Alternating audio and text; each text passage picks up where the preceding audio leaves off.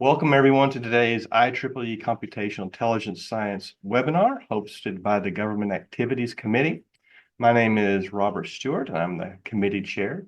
The GAC is all about promoting awareness of government activities and computational intelligence, anything from R&D, best practices, governance, education, or emerging technologies. This is episode 2 in our series. If you've not seen the first one, it's on AI at the Oak Ridge National Laboratory, where we feature Dr. Prasanna Balaprakash. Please do check that out. It's quite fascinating, I think. But today we are privileged to have with us Dr. Hojjat Salehinejad from the Mayo Clinic with a very exciting talk on AI in surgery. Dr. Salehinejad is a staff scientist, principal investigator, and senior associate consultant at the Mayo Clinic, where he holds appointments in the Kern Center for the Science of Healthcare Delivery and the Department of Artificial Intelligence and Informatics.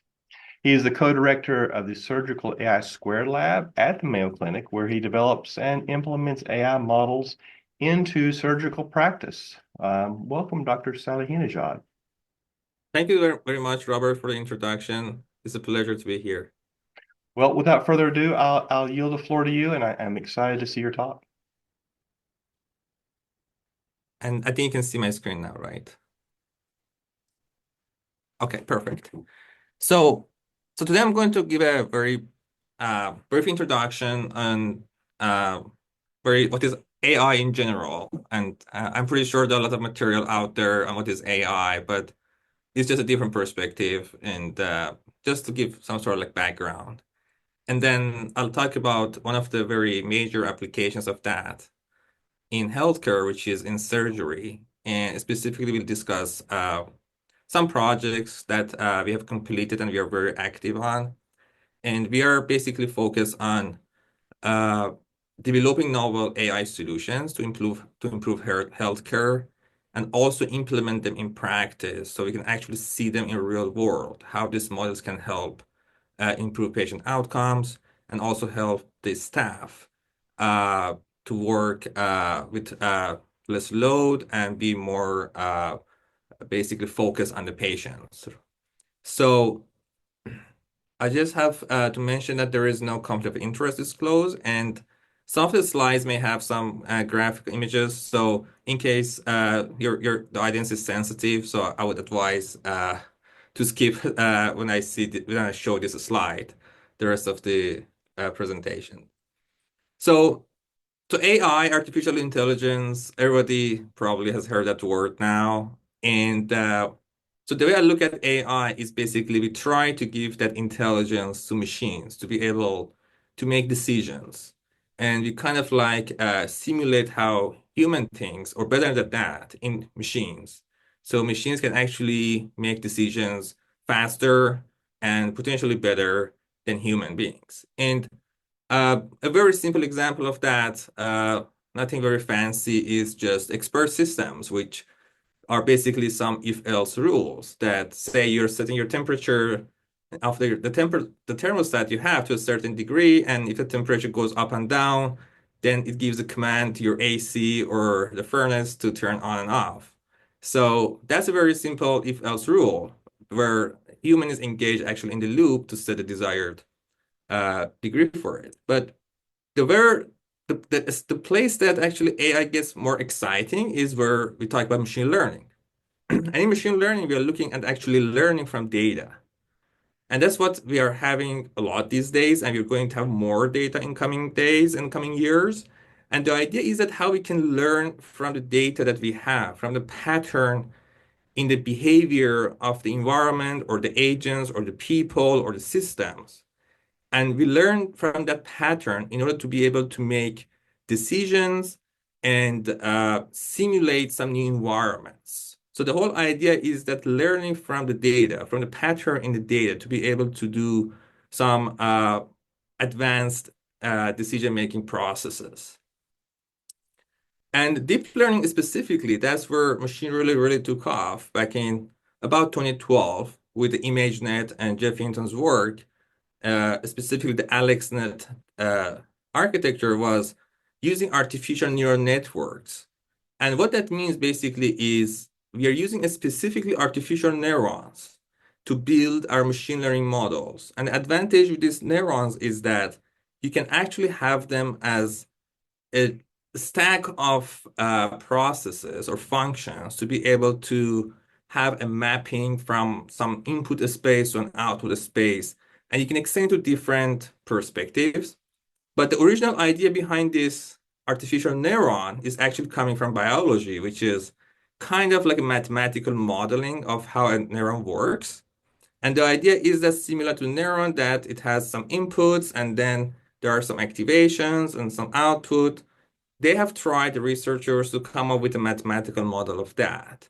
So you have some inputs, there are some mathematical operations where we like the nonlinear part, of course, and then you have some outputs. And you put this in different architectures and designs, different layers, different densities to be able to make a mathematical function, basically, that can learn complex patterns from some input again to some output, or again in different scenarios in general.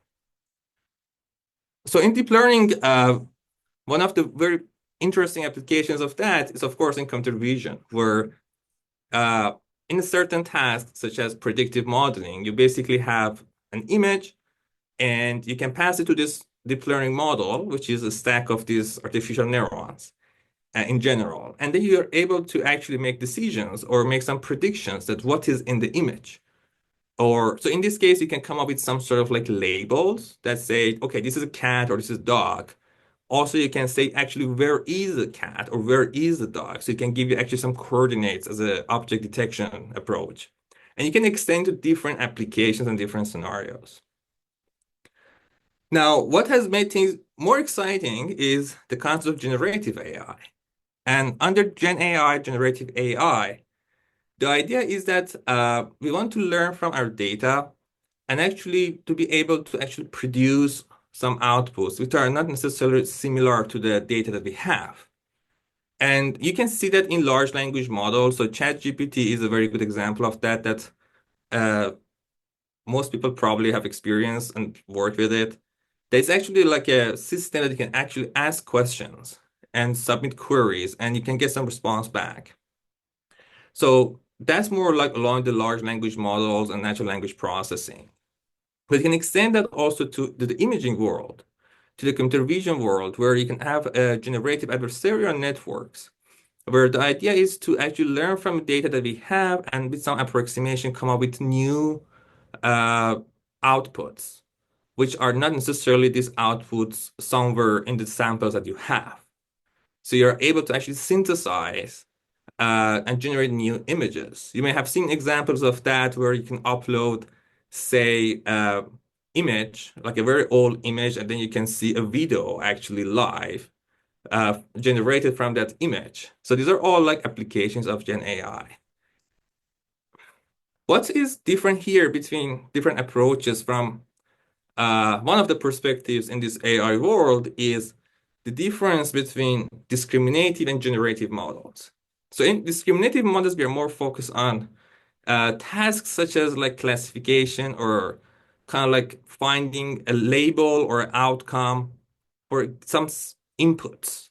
For example, again, a simple example is cat dog classification or face recognition tasks, or say prediction of a time series such as financial data, that how the trend will be in future. However, in generative models, we are basically looking at learning from some noise, which is basically can be generated based on some specific distribution and some hint to be able to synthesize new samples. And an example of that is here, where you're basically learning something called like a feature space, where that feature space is a compressed representation of the images that you have or the data that you have. And then you come up with some sort of sampling techniques or some other more like complex mathematical approaches to come up with new samples, which from that space, that feature space that you have learned. And you can see an example of that here, that you have images of cat and dog. So we have trained our model to learn from these images. And then we're asking our model to now synthesize a cat image for me. So you can see models are now very well doing that, but in a general perspective, you can see that you see a new image here, which is not very good, like from a human perspective, in terms of having the cat features. You may see some noise or uh, uh, some issues in the image. But from a feature space perspective, from the way the machine sees it, this is actually highly likely a good sample. So now coming to the healthcare world, the idea is how we can use all these advances that are there in AI, and you're seeing new methods coming out every day, new ways of thinking and new solutions, how we can use all of this to actually advance healthcare and specifically surgery so we can have a better quality of life for patients, for staff, for the human being. And you can see different applications of that uh, in surgery at a very high level. Uh, so you can use AI for different perspectives in healthcare. One of them, which is research, education, and training. You can actually come up with some simulated environments for better training of students at medical school, at undergrad degrees, postgraduate degrees. Uh, you can come up with tailored education, customized for the trainees for better training and research. And more at the practice side, you can use it for predictive analytics. An example of that is if the patient, based on some inputs or some retrospective information that we have from patient, may end up having cancer, or if you be able to actually predict for a given procedure or prescription, what will happen to the patient if I use this approach. So we are basically looking at the knowledge that we have from the patient, and we are trying to make a decision on, or make a prediction on, what will happen based on some certain knowledge that we have right now as of today. Another approach is preoperative planning, where basically the staff can actually use these techniques to plan for the surgery, for the procedure that they're going to have. So it works more as assistant to increase the quality of care and increase the patient outcomes. And of course, in robotics, that's a whole different world here, that you can use AI in robotic surgery to actually guide the robots to do the operation with more precision. Image-guided surgery and augmented reality is, again, another whole different world here, where you're basically mixing AI with virtual reality and with image-guided surgery. So say a surgeon who is in CTA can do a surgery in CTB, and even between countries. And the surgeon and the staff can actually have a VR that can actually see in a 3D or even like 4D space uh, about the patient and what's going on there in the environment. And of course, post-operative monitoring, which is very important. So after the surgery, the patient is under care, and they're constantly monitoring the patient.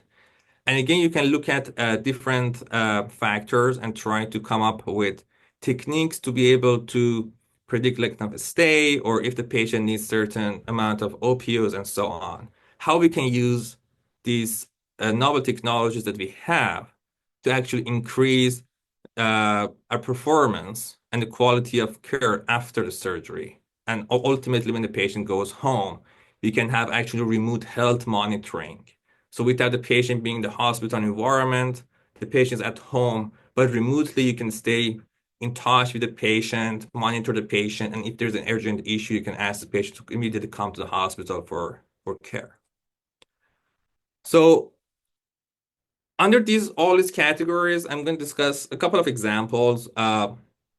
The first one is basically predicting the opioid refills. So that's a issue actually based on the expenses that we have for opioids and availability of those. It is very important to be able to actually predict if a patient will need opioid refills after the surgery. And the other concept is around generative AI and generative adversarial networks. One of the challenges we have in utilizing AI in healthcare is lack of data for certain diseases and certain conditions. So when you're looking at more like natural problems, for example, say face detection, we usually have access to a lot of data, especially like big tech companies have access to a lot of data to do it. But when you're coming into healthcare, you may not actually have that much data for a specific disease, and your sample sizes are very small comparing to more like common areas or natural images or natural problems that we have. So the idea is that how we can come up with new techniques to enable our AI solutions to still make good decisions, even though we do not have that much data samples from the patients or from the environment that we're working in. And another topic is around large language models, which is very hot. And one of the very important application of these models is in healthcare and documentation, and how we can come up with actually solutions that we can summarize the entire patient history in a paragraph. So in many hospitals, we have all the patient records in a digital way, plus maybe some hospitals more like documents, handwritten documents. So how we can actually come up with techniques that can look at the history of the patient, all the reports, all the imaging data, all the notes that the patient has on record, and then summarize everything in a paragraph so that you can have an overall quick view of the patient. Going more to the applied side and more at the post-operative patient care. One of the challenges that some patients after surgery may experience is surgical site infection. So we can actually use the computer vision techniques that have been developed to actually monitor the patient after surgery when they go home, so that we can actually identify if the patient has infection, and then we ask the patient to come to the hospital for care. Another application is in drain detection evaluation. So it's basically the liquids that go into the drain. You should be able to actually analyze these liquids. You can do that with sensors, but also you can do that with computer vision models and come up with different ways of analyzing the images to see what's the condition of the patient at that stage. And vision language models is another application. And the idea is instead of doing some sort of like classification, where say, okay, patient is normal or abnormal or class A or B, you actually be able to generate a paragraph or some sort of caption that actually in a text in the paragraph tells you what is in the image. So it is not just a decision, like a binary decision or multi-class decision, but it is more like a text description of what is in the image, but tailored for surgical applications. So here's an example of using GANs, the generative adversarial networks. And this is one of my works that I did back in 2017, 18. That was before the generative AI concept, but we had the generative adversarial networks those days. And the idea was that on classification of chest X-rays, that was it was kind of like challenging problem those days, but probably not anymore today. And the idea was how we can actually synthesize images for certain conditions that we do not have enough samples from them. So at that time, I was a PhD student, and I think it was second year.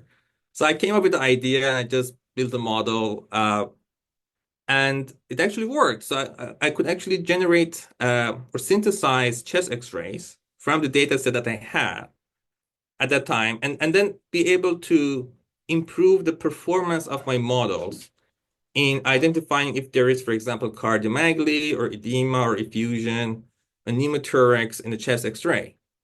And to put it in a very simple term, assume that you have like two patients or two samples. One is normal, and one has some certain say, issues. For example, there's a like cardiomegaly. So can I basically grab one piece from one image, from an abnormal image, and put it in the normal image? So the structure is the same. It's just simulating that, for example, the heart is a little like bigger under a cardiomegaly situation. So that was kind of like the original idea behind it, making some estimations in that sample space based on the samples I have retrospectively. So yeah, we built models based on that, and it was very successful, I would say. It was one of the very early works in generative AI and basically generative adversarial networks in healthcare to be able to synthesize images. And I remember those days, a lot of people were telling me, like, this is a waste of time, this is not working, why are you doing that? But I can now see today that actually this is one of the main streams in AI, to be able to actually generate new samples. And that's where I learned forward thinking and not giving up. So basically, if you have an idea, put some time into it, some resources, and test it. It may work, and you may not see the outcome today, but in future, uh, you'll see things may be different. So now going to that concept of large language models again under the generative AI, as I mentioned, one of the very interesting fields is actually kind of like structuring unstructured data. And an example of that is like a surgical report or any sort of report about patient. How do you be able to structure your data, which means that you come up with different categories of representation of your original unstructured data so you can use it for future tasks. So for example, you may have a report which says a patient went through this procedure, this is a type of pathology, but it's everything in text format. And you may want to have a model that be able to actually operate on structured data.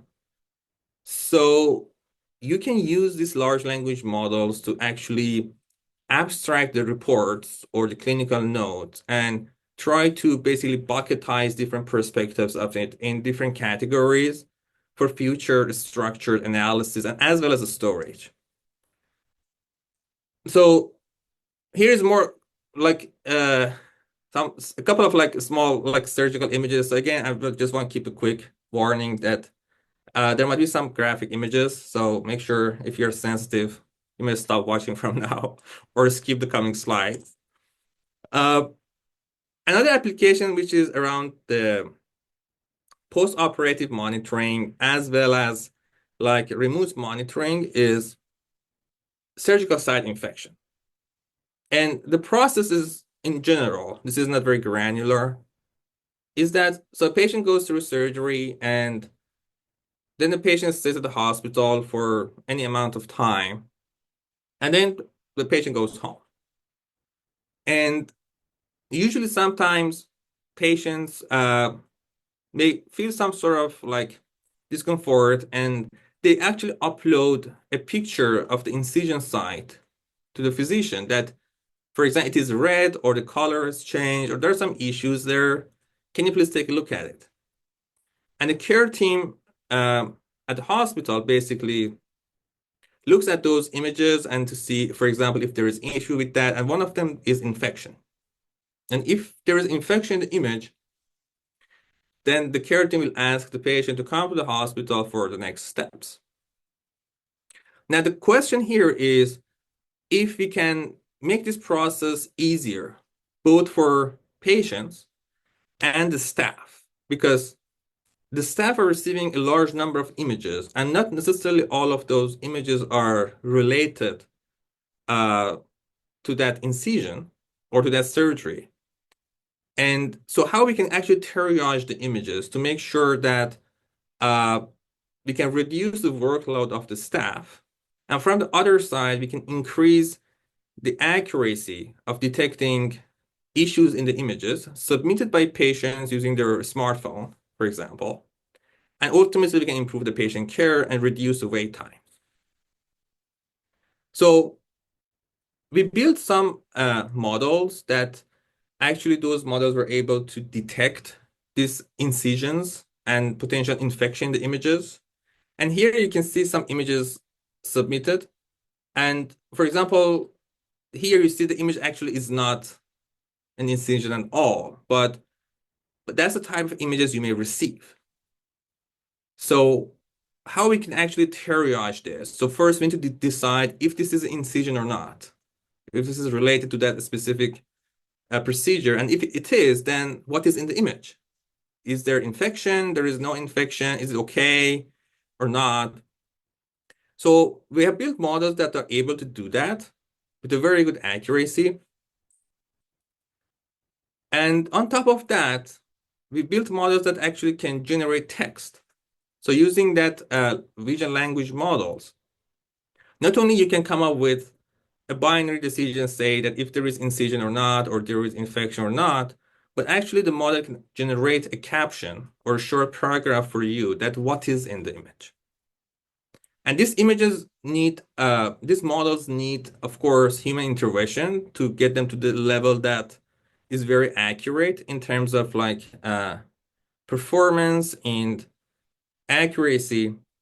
But so far, we have achieved very good results that ultimately you can actually put these systems as a kind of like a chat with the patient or with the staff. So you can upload an image using your smartphone and get some feedback. And if there is a need for care, you'll be referred to get an appointment and come to a hospital as soon as possible. Again, around this vision language models, here are some examples that it's not telling you, for example, here in this example, it's not like about infection exists or not, but actually tells you there is a digital blood pressure monitoring system here, for example, and this is the number, or there is infection, this is SSI, and so on. Another interesting application for post-operative patient care is actually monitoring drains. And so the first idea here is that how we can actually check the drains and make sure that patient is in good condition if the patient needs to come to the hospital for urgent care. So again, this process is the same, that the patient can take a picture, submit a picture to us through the portal, and we monitor that picture. And if we see there are some issues, we can call the patient with further steps on what the patient should do. And you can see that these computer vision models are actually very good in detecting that. So model to model, things are different. So that's where you need to come with some tailored models. But in general, we have seen a very good performance in being able to detect the drain first. And if there's actually any drain in the image, and if there is, what is in it and what's the quality, like in terms of color, in terms of the size, volume, and so on. So these are just some examples that I just tried to share with you. And again, thank you so much for listening. And I'm happy to get the questions and we have a discussion around this. Very good.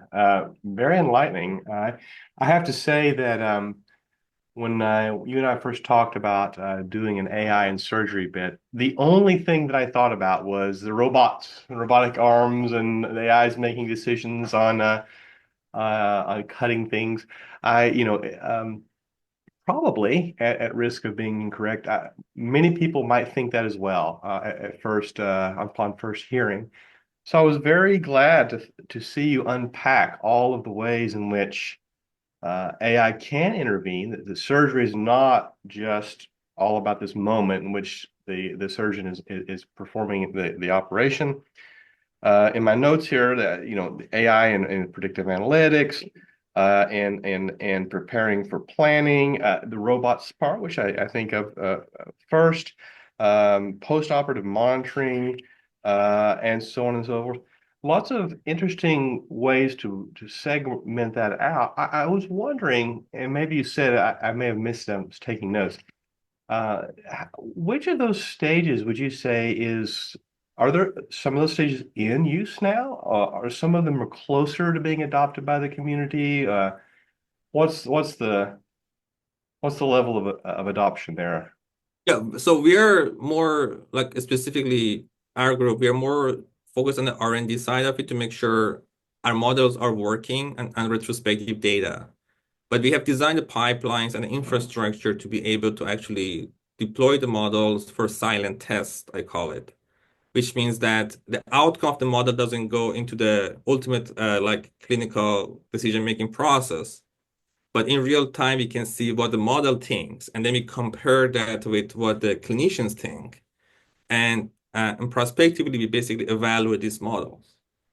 Yeah, And the next stage, after getting all approvals from the institution, the next step can be to go for FDA approval or to have that in a kind of like more as an assistant to the physicians working alongside with the system. So we are not looking at they replace the staff or anything like that. It's more like assistant or in more like computer science vocabulary, like a recommender system maybe. yeah. It is working along with the staff. So, but we have developed all infrastructure for deployment. And we have one actually in silent mode that is working right now. So we are giving it some good amount of time to see how it behaves in real world and how we can actually improve its performance before going to next steps. Yeah. In similar applications I've been involved in, I imagine that probably in this space there are a lot of I think about the side infection, for example. There's probably a lot of cases where the patient is just worried. They send it in. It is not an infection. I'm only guessing. So it may have created a lot of work in which some cases are always it's very reliable. The AI model is predicting that's not a problem or that is a problem very easily, and maybe be able to then say, as a recommender system, 90% sure this is the way, but hey, the medical staff needs to look at these, and maybe it triages it a little bit and reduces the amount of workload that has to be done. I could see that happening. Yeah, yeah, Yeah, absolutely. And our number one goal is basically patients. Like patients come first. And we need to make sure that the patients are getting the best quality possible at the highest level. So these systems can actually help to achieve that. We are there, but we want to do always better than the past. So how we can do things better, how we can reduce wait times even more, how even we can increase the quality of care better than today. But again, it's all about the patients, and patient comes first. that's right.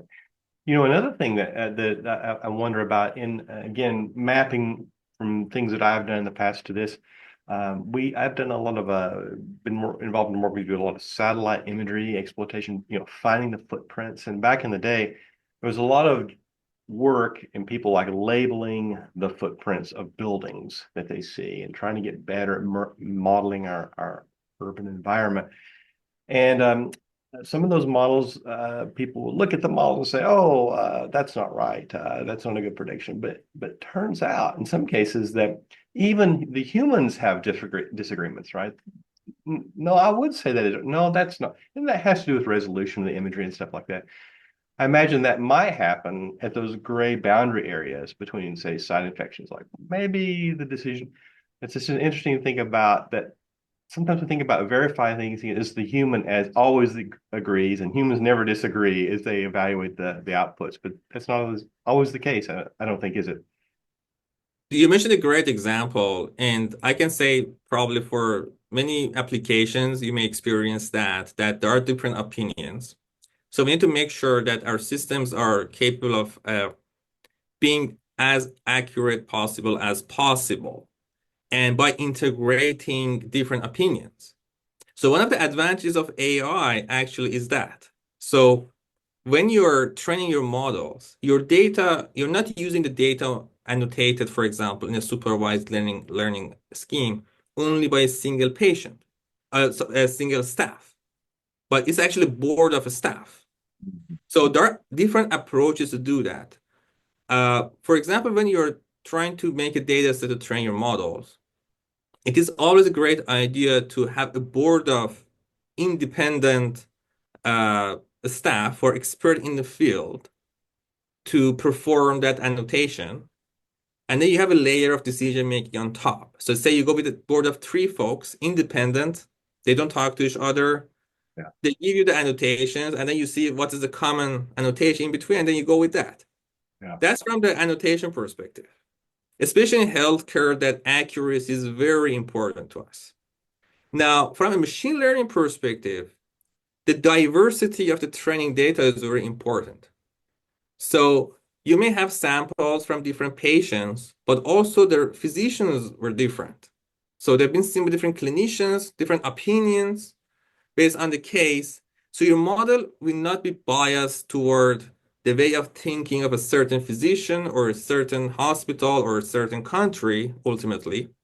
You're looking at a very big data set of knowledge which contains different opinions.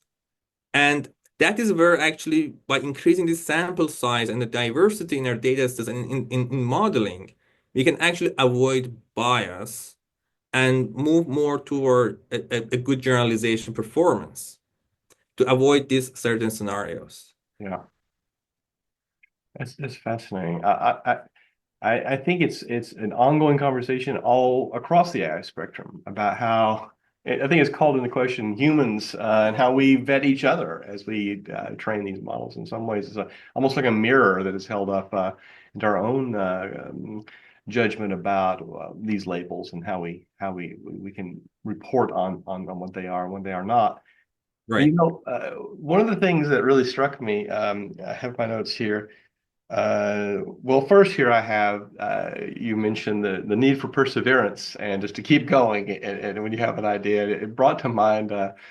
Alan Edelman at MIT, who I think quoted wisdom that any really large idea seems to take about 10 years to get across. And so I think you're well ahead of schedule. So I commend you for your efforts there.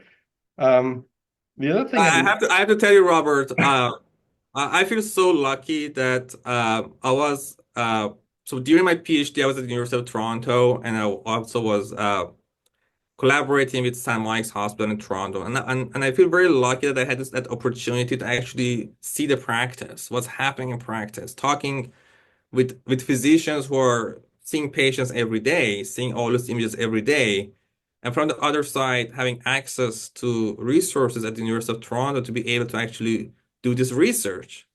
So, and now I also feel very lucky, more than before, actually, that I'm here and have access to resources to be able to actually explore all these novel ideas. yeah, yeah. It's all, it's clearly the case, yeah. And you're making great progress. I'm very impressed in general with the community, your work as well, but also the community. I've learned a lot from preparing for this. So one of the things though that struck me during the your talk is you said it talked about how beneficial it would be to medical staff to have a large language model summarize Robert Stewart's history, and here are the maybe the important points. And I have to say, I would also like that as a patient. Um, I maybe 2 years ago, 3 years ago, I was filling out. You go to your doctor's office as a patient, you fill out these questions, and have you ever had a surgery? Have you ever? If so, when, right? And what's the date? And I realize when I do those that I think I know more about the maintenance of my Honda Pilot than I know about myself. Just you go to the doctor, you get cleared of something, you forget about it. Take, for example, vaccinations. Did you get a flu shot? I think so. I would love to have a resource that could mine these different doctors that I go to and medical, large medical companies, I guess, Covenant, so on and so forth, and just have that provided to me. I think there would be a lot of commercial value actually in a way, and maybe there is. Maybe I'm naive, and if there is, please tell me. I'm sure there's Well, some. I know there are a lot of efforts going on right now in terms of like coming up with some sort of like centralized database of patients' history. But we always need to consider that number one, privacy is very important in healthcare. So Yes. it is not very easy to share data, and there should be a lot of like agreements and discussions around that to make sure that the patient right is not neglected here. So protecting patient information is extremely important. Yeah. Yeah. Uh, so that's one of the things that make may slow down this process of like basically say you're going to your dentist and or you're going to see another physician, different hospital, and then they're asking you exactly what you said to fill out a form, and you're in pain and you don't remember really did you take a like a shot or not, or you have allergy or not, maybe. And then so it will be great to actually all of this actually pop up or they actually know about you. Yeah. So you Yeah. don't have to go through that process. So I think ultimately that's the goal, and we are moving toward that. But again, quality is more important than speed, I would say. Yeah. Yeah. Uh, so we want to make sure that we're all the systems across AI healthcare, from engineering and healthcare perspective, are excellent in terms of quality. That's right. Uh, so, but I think ultimately we'll be there one day. Imagine on top of that, if you did achieve this large synthesis of, Robert Stewart's healthcare, that it is very important to keep that private. And suppose we get there, right? We get there, and it's common. And I imagine layering that with, an AI that sees all the things that perhaps a doctor, as I go in with my 15 minutes and I talk to them, they don't see all that, or they thumb through, and maybe different. It's interesting to think about that, isn't it? Like, it could say, Robert, maybe you have this other condition because you keep, these disjoint things. And so further down the road, I think, but it really boggles the mind what is possible, I think, in AI for surgery, but also for just healthcare in general. I'm sorry, I'm Absolutely. drifting off surgery. Anyway. So, so surgery is like one of my focus areas, but also I'm very active in other fields like internal medicine, transplantation, cardiology, and so on. And so what I like to see ultimately is like what I call it patient 360, which is Mm, a 360 view of the patient, and all the information is there, and then you can build solutions on top of that, as you said, as a layer to do predictive tasks or to come up with personalized medicine or procedures and so on. So it is a very exciting time, and I think we'll see many more advances in future very soon. Yeah. yeah, yeah. Well, before we wrap up, where can people run into you? Where are you going next? Conferencing or do you care to share a little bit, plug a little for us so we can, Yeah. So I'm planning to go to at least two conferences this year. Uh, the first one is the IEEE Computational Intelligence Symposium Series on Computational Intelligence, or they call it IEEE SSCI. It will be in Norway this year. In I think it's in March. So I have two presentations there, and after that, I'm planning to go to the EMBC conference in Denmark, which is I think it's in July. So these are the two places I'm planning to go. I always go to the ICASP conference as well, which is Signal Processing Society. This year, unfortunately, I missed that, but that's another conference that I go every year, and you can see all like, the experts there from signal processing background, dealing with now more. It is now toward the AI. And another conference is IEEE PIMRC, Personal Indoor Mobile Radio Communication, which has nothing to do with healthcare because it's more like wireless communication, you may think. But actually, that's another trend of research I have, which is on wireless sensing for patient care and human activity recognition. So that's another conference I go every year. so we can exchange novel ideas around how we can actually use wireless communications, signal processing for healthcare. And that's a different topic, and maybe hopefully another conversation we'll have in future. Great. Well, one way that we need to plug right now is your new AI for Healthcare Task Force here at IEEE. You care to share a little bit about that? Yeah, so I'm very honored to actually have this opportunity to be able to run and actually start this task force under your leadership for sure. And the idea here is that we are trying to bring together experts from around the world who are interested in AI and healthcare and make it some sort of like community that we can exchange ideas around policies and government industry activities.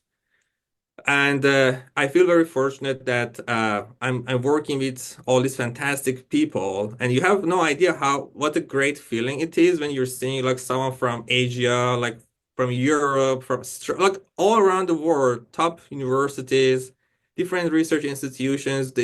We just get together and talk, and then we plan ahead on what's the next step. Like that could be like organizing workshops and conferences, tutorials, white papers, for example, and manuscripts.